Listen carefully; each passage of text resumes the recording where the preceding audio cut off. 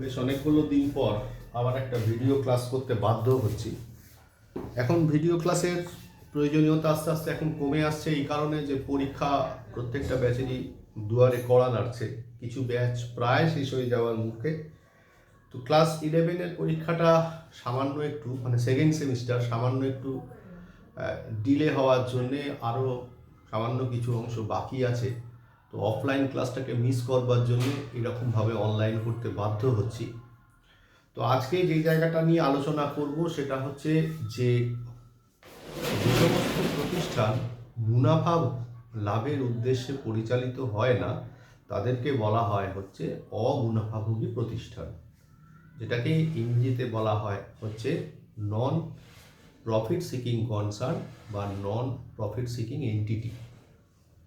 তাহলে যে সমস্ত প্রতিষ্ঠান মুনাফা লাভের উদ্দেশ্যে ব্যবহৃত হয় না, কারা?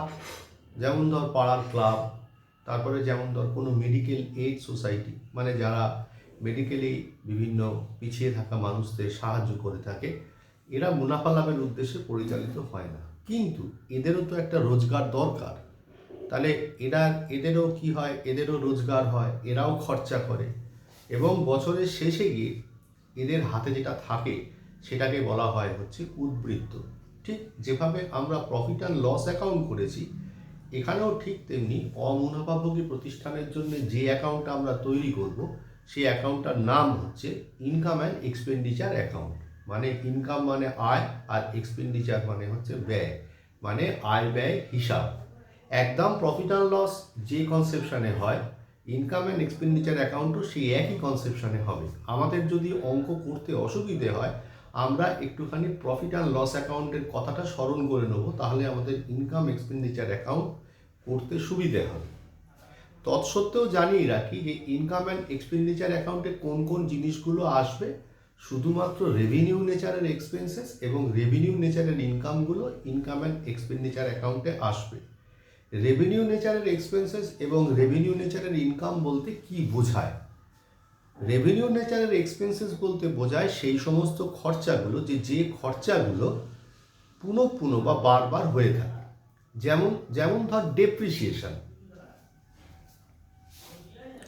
যেমন ধরা যাক ডেপ্রিসিয়েশন। ধর আমি যদি কোনো একটা সম্পত্তি কিনি, সেই সম্পত্তিটা আমরা কোথায় লিখি? সেই সম্পত্তিটা আমরা ব্যালেন্স শিটে লিখে থাকি, তাই না? এবার আমরা যদি তার যে ডেপ্রিসিয়েশন হয়, সেই ডেপ্রিসিয়েশনটা আমরা কোথায় লিখে থাকি? প্রফিট অ্যান্ড লস অ্যাকাউন্টে লিখে থাকি। তেমনি ইনকাম এক্সপেন্ডিচার অ্যাকাউন্টে কী হবে? ওই অ্যাসেট ক্রয় করলে অ্যাসেটটা আসবে না, তার এগেনস্টে ডেপ্রিসিয়েশনটা ইনকাম এক্সপেন্ডিচারে আসবে। এছাড়াও যে সমস্ত খরচাগুলো পুনঃ পুনঃ হয়ে থাকে, আমি মনে করলাম যে একটা লাইব্রেরির আমি একটা ইনকাম এক্সপেন্ডিচার তৈরি করছি, তাহলে লাইব্রেরির ক্ষেত্রে বুকস একটা অ্যাসেট, তার ডেপ্রিসিয়েশনটা আসবে। লাইব্রেরির মান্থলি বা 3 মাস অন্তর বা 4 মাস অন্তর যে সমস্ত বিভিন্ন এক্সপেন্সেসগুলো আছে সেগুলো আসবে। আর এদের ইনকাম কি? সাবস্ক্রিপশান, বিভিন্ন অনুষ্ঠান করে যে সমস্ত রোজগারগুলো হয় সেগুলো আসবে, ডোনেশন আসবে। কিন্তু অ্যাডমিশন ফিস অঙ্কের মধ্যে যদি দেওয়া থাকে সেটা আমরা আনবো না, যদি না উল্লেখ থাকে। কেন? তার পেছনে কারণটা হচ্ছে এই ধরনের যে সমস্ত জায়গাগুলো রয়েছে সেখানে আমরা অ্যাডমিশন কতবার নিয়ে থাকি? মাত্র একবারই নিয়ে থাকি। তাহলে অ্যাডমিশন ফিটা কিন্তু ওই রেভিনিউ নেচারের ইনকাম নয়, যে সমস্ত আয় পুনঃ পুনঃ হয়ে থাকে। তাহলে রেভিনিউ নেচারের ইনকাম কোনগুলো? যে সমস্ত আয় পুনঃ পুনঃ হয়ে থাকে সাইমultaneously। তাহলে অ্যাডমিশন ফি কী ধরনের রোজগার? এটা হচ্ছে ক্যাপিটাল নেচারের ইনকাম, অর্থাৎ যে রোজগারটা হয়তো 10 বছর 15 বছর পর পর একবার আসে। তাহলে এটা কিন্তু ইনকাম অ্যান্ড এক্সপেন্ডিচার অ্যাকাউন্টে আসবে না। একটু দেখে নেওয়া যাক ভিডিওটা কতক্ষণ হলো। তো ভিডিওটা অলরেডি 4 মিনিট হয়ে গেছে। এটাকে আমরা ইনকাম অ্যান্ড এক্সপেন্ডিচার অ্যাকাউন্টের একটা ইন্ট্রোডাকশন ভিডিও বলে মনে করি।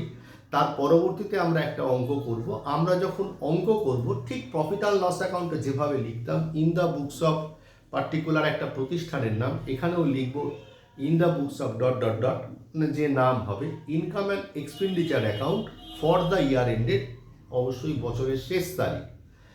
এবারে এই জায়গাটা হয়ে যাওয়ার পর তারপরে আমরা কি করব? ঠিক যেমন প্রফিট অ্যান্ড লস অ্যাকাউন্টে particulars detail rupees amount rupees করতাম, এখানেও তেমনি expenditure detail rupees amount rupees করব, income detail rupees amount rupees করব, করবার পর প্রফিট অ্যান্ড লস অ্যাকাউন্টে যে প্রফিটটা হতো সেটা লিখতাম টু ক্যাপিটাল অ্যাকাউন্ট। তাহলে আমি তো প্রথমেই বলে নিয়েছি যে এটা হচ্ছে অমুনাফাভোগী প্রতিষ্ঠান, অর্থাৎ যে সমস্ত প্রতিষ্ঠান মুনাফার উদ্দেশ্যে পরিচালিত হয় না।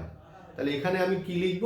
এখানে আমি লিখব হচ্ছে যদি ক্রেডিটের দিকটা মানে ইনকামের দিকটা বেশি হয় তাহলে লিখবো হচ্ছে সারপ্লাস, মানে যতটুকু ডেবিট দিকে কম হবে। কত টাকা লিখবো? To surplus being excess of income over expenditure. আর যদি ডেবিট দিক বেশি ক্রেডিট দিক কম হয় তাহলে আমরা লিখবো হচ্ছে by deficit being excess of expenditure over income. এই হচ্ছে অঙ্কের বিষয়বস্তু এখনকার সিলেবাসে। এর ওপরে খুব একটা কঠিন অঙ্ক আসবে না, আমরা গোটা দুয়েক অঙ্ক এই ভিডিওর মাধ্যমে দেখবার চেষ্টা করব, তারপরে কিছু হোম টাস্ক করলেই ব্যাপারটা ক্লিয়ার হয়ে যাবে। আপাতত এই ইন্ট্রোডাক্টরি ভিডিওটা এইটুকুই, পরবর্তী ভিডিওতে আমি অঙ্ক নিয়ে হাজির হব।